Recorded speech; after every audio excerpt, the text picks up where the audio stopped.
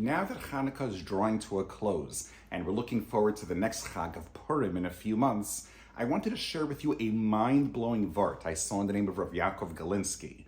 What's the difference between a Gragger, a Ra'ashan, and a Dreidel, a Sivivon? On both Chanukah and Purim, we spin something. On Chanukah, we spin the Dreidel, and on Purim, we spin a Gragger. Now, there are three differences between a Dreidel and a Gragger. A Dreidel we spin holding it from the top, and a Gragger we spin holding it from the bottom. A Dreidel doesn't make a lot of noise, but a Gragger makes a lot of noise. A Gragger, as long as we're moving it, it keeps making noise, but once we stop, the noise stops. But a Dreidel, we put in a little bit of an effort to spin it, and it just keeps on spinning. So Rav Galinsky explains there is a fundamental difference between the Yontif, the Chag of Chanukah, versus the Chag of Purim. On Purim, the Jews were destined to be decimated. There was a gzera that the Jews were supposed to be totally destroyed. But what happened? Mordechai and Esther got all the Jews together, they davened, they fasted, and Baruch Hashem, because of Mordechai and Esther's efforts, with all of the Jews davening, they were able to be saved.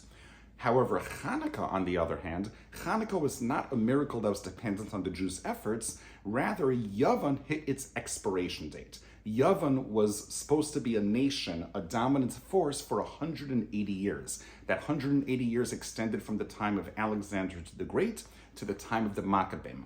Their time was up, and Hashem therefore saved the Jews. We symbolize this with what we spin on each respective Chag.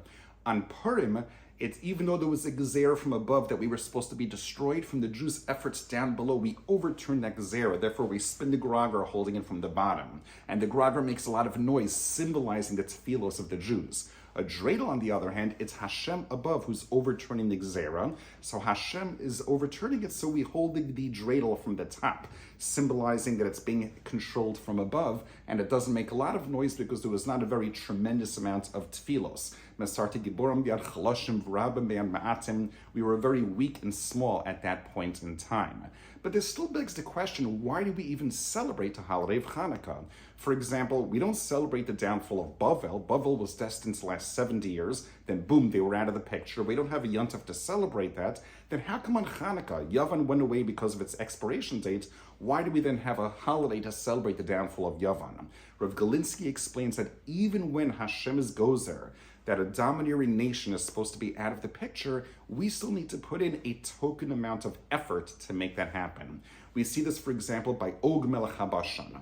Og wanted to defeat the Jews, and Hashem told Moshe Rabbeinu, Moshe, you have nothing to worry about. I guarantee I'm going to give Og over into your hands. What does the Gemara say that Moshe did? Moshe took a spear and Moshe jumped 10 amos in the air just to be able to stab the ankle of the giant of Og Melech HaBashan. Even though Moshe was guaranteed he'd be victorious over Og, Moshe still had to put in all of his efforts to make that happen as well. The Gra points out this is similar to our battle with the Yetzer Hara. We know the Gemara says that if it wasn't for Hashem helping us, none of us would be victorious over the Yetzer Hara. We need Hashem's help. But still, the Gra points out, we need to first put in all of our maximal effort, and then Hashem takes it the rest of the way.